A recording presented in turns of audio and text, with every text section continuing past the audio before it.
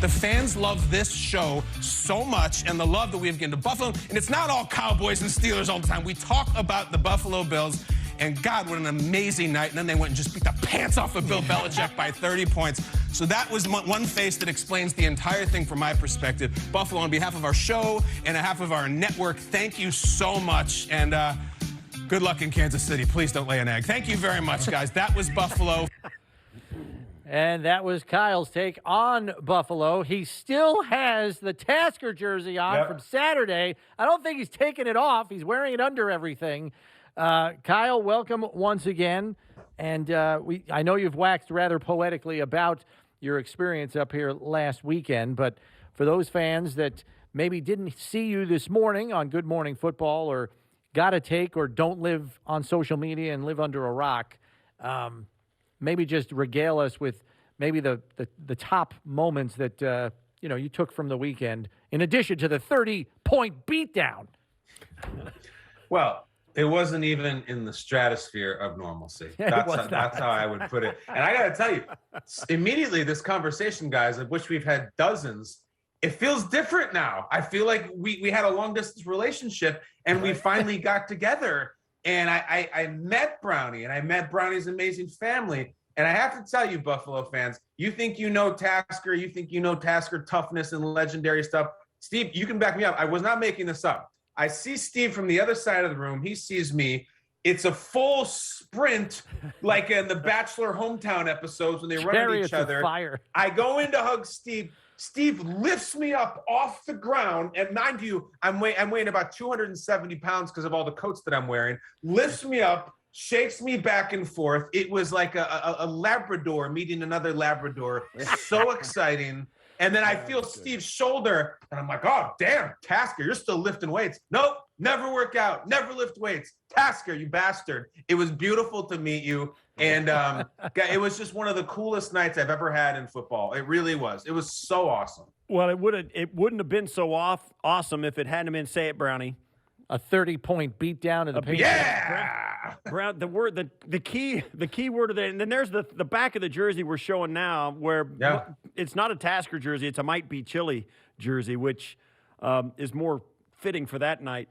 But it wouldn't have been so fun if the Bills wouldn't have shown up the way they did, and I mean, it was a thing of beauty. We've actually got a poll today about maybe it's one of the most memorable wins playoff in Bills, wins, yeah. One of the most memorable playoff wins in Bills history, and people are voting on it. The comeback game, the 51-3 Raiders game, last year's division round, and people are just eating this up because not only was it a great game and they were perfect, but it was against the Patriots. So there's a lot going on. Well, you know what it was, Steve?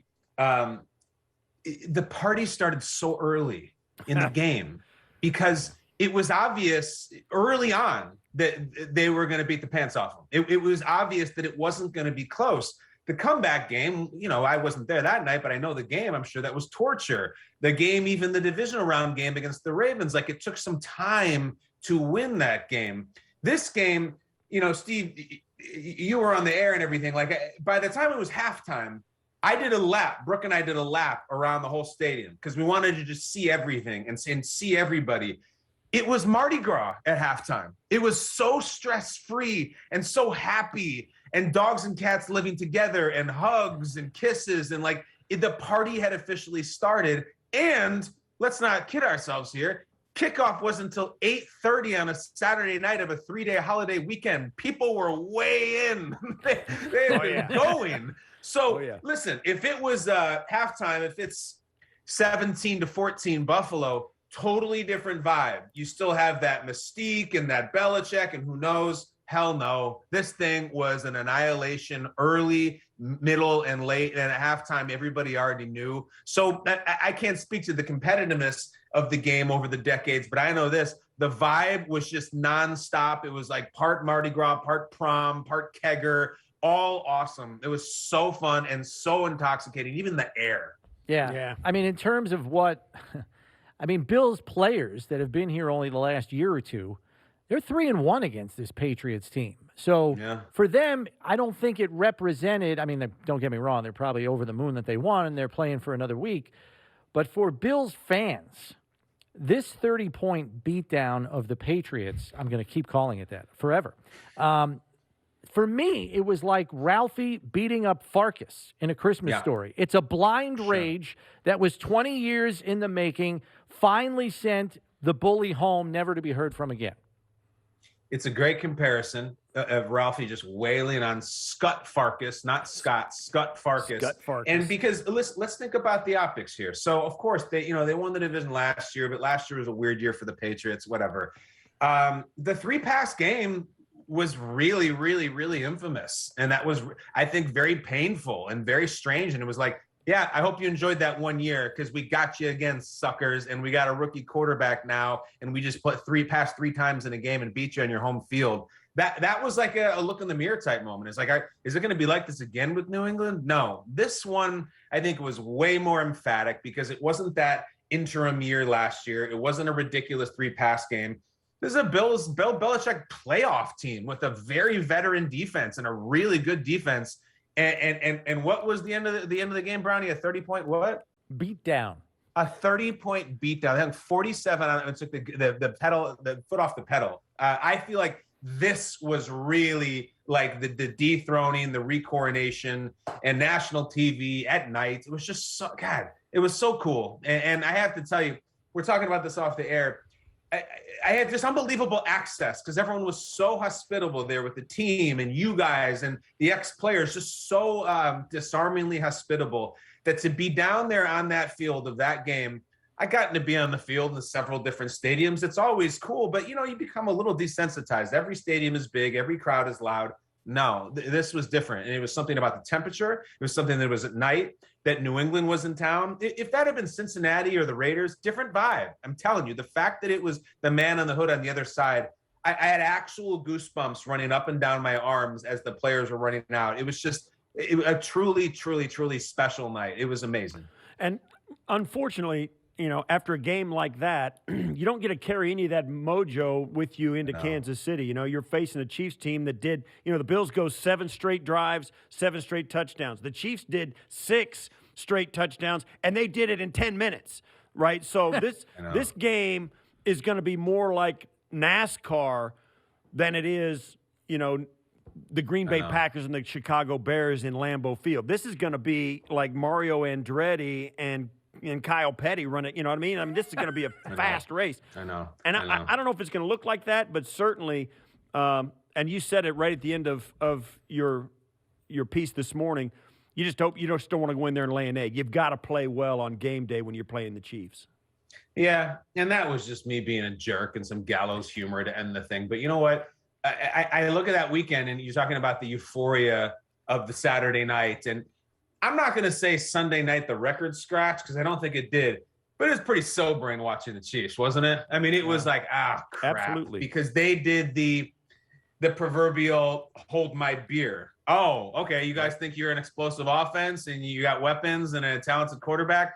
Check this out, what we're going to do to this hapless Steelers team.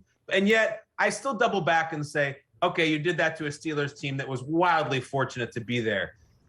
The Buffalo did it to a top 5 defense and the greatest God's gift to team sports and coaching. Like, I don't think it's apples for apples. And as much as it was like, okay, let's just pull back a little bit, get ready for business, I don't think there's any fear. There's no intimidation, even going into Arrowhead. But Buffalo is, I've said it since, we've talked about this every week. Since halftime of the Tampa Bay game, they've been the best team in the NFL. And last week certainly proved it. Well, I'll say one thing, too, and I think if there's any team in the tournament still on the AFC side anyway that feels good and wants to go to Kansas City to take those guys on, it's the Bills.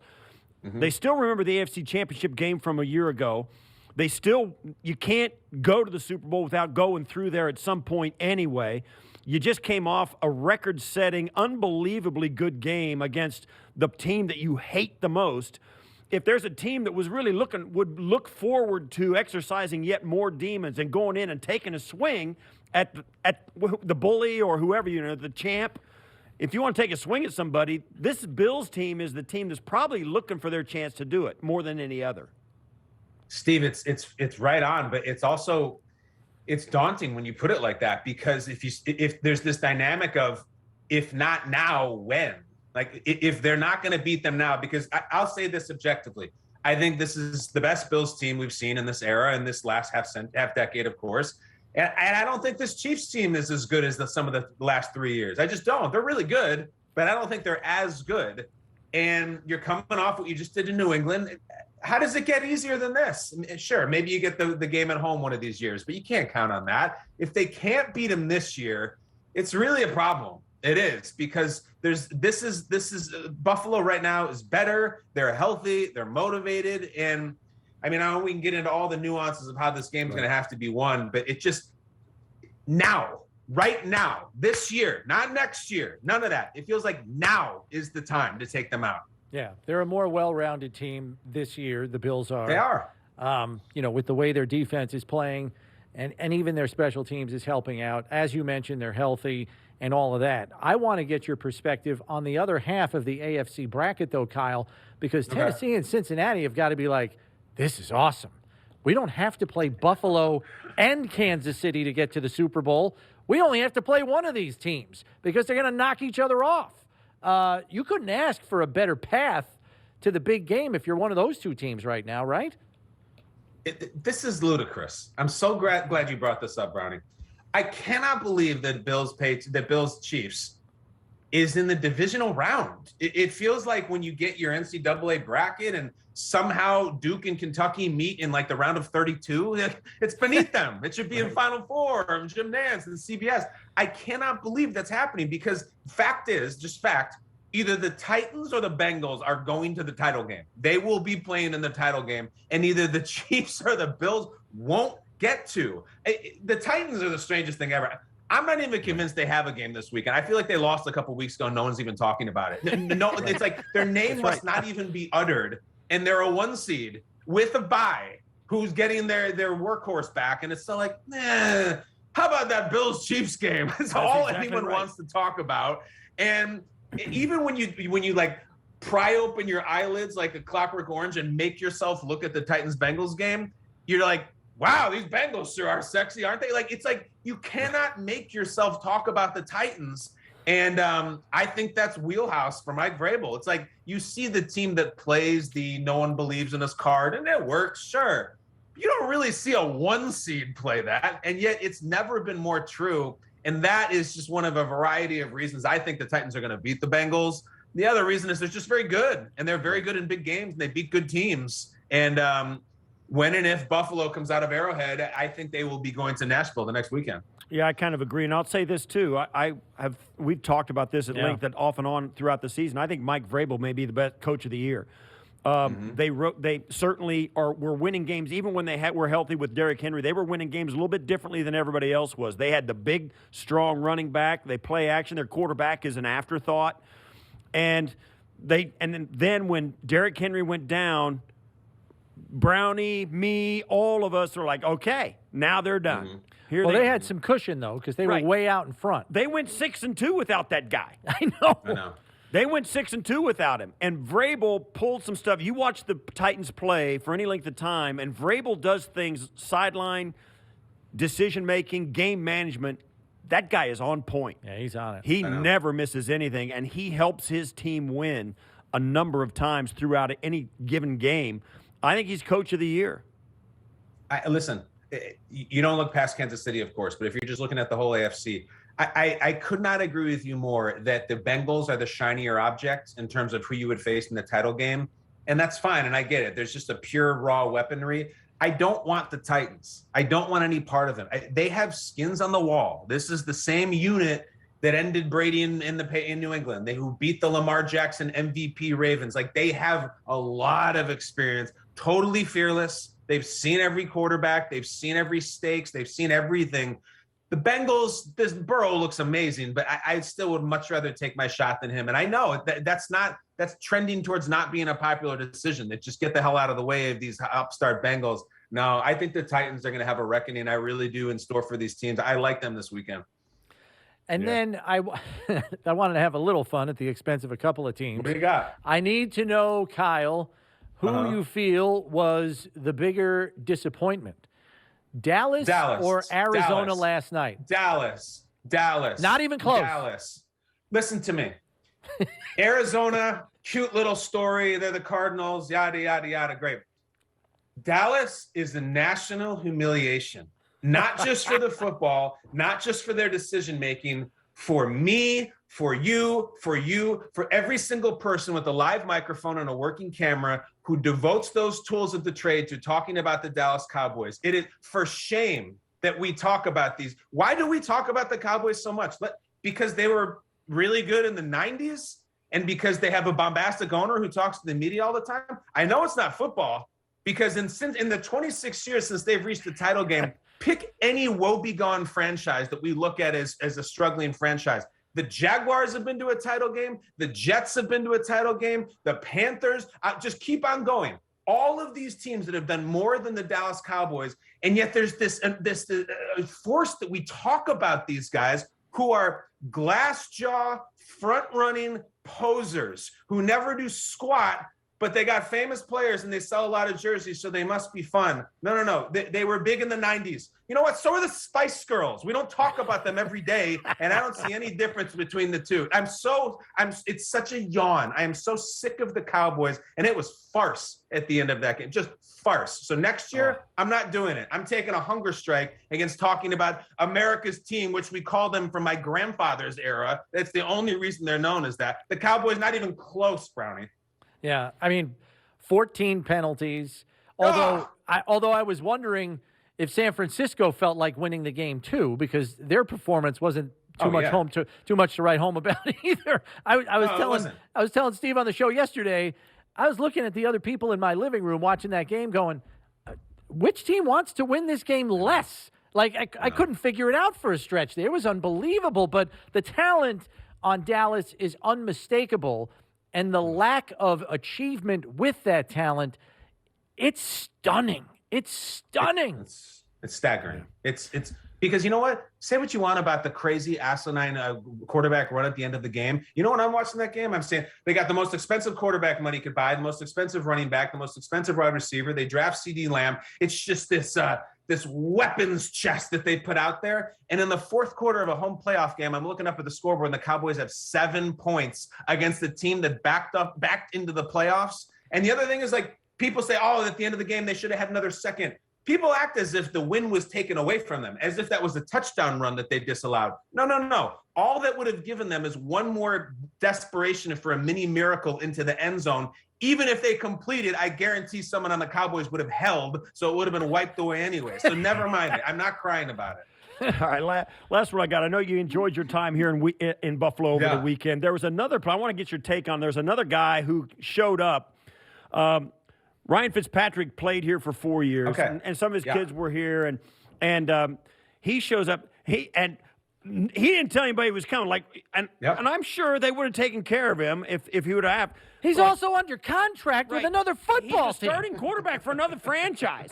He shows up and goes to the game with his former neighbors, the guys in the neighborhood, say, hey, let's go. Yeah. He's in the stands with his son. They got their shirts off at 0 degrees. It's not, I mean, I know you enjoyed your weekend and Fitzy enjoyed his. Just in a synopsis, what is it about Buffalo, the fans, their relationship with the team, the vibe that comes out? What is it that makes people do that? What a great question, Steve. I don't know. And the crazy thing is that I was there that whole night and I didn't hear anything about this. I didn't know he was there. No one told me this. It was not a thing that was being talked about where I was, because that's a pretty amazing conversation. Hey, did you get a load Fitzpatrick's down in the stands with his shirt off? What? You been talking about the Washington quarterback? He's here? Yeah. That's a gentleman of Harvard right there. That is a Harvard man. I can't even believe what I'm looking at. I will say it's a little bit of a cheat. He doesn't have his shirt on, but he still has a sweater attached to his body. So it's a little bit of a cheat that I don't have that type of insulation. But to your point, I don't think you go to a Giants game and do that. I don't think you go to a Broncos game or a Seahawks game.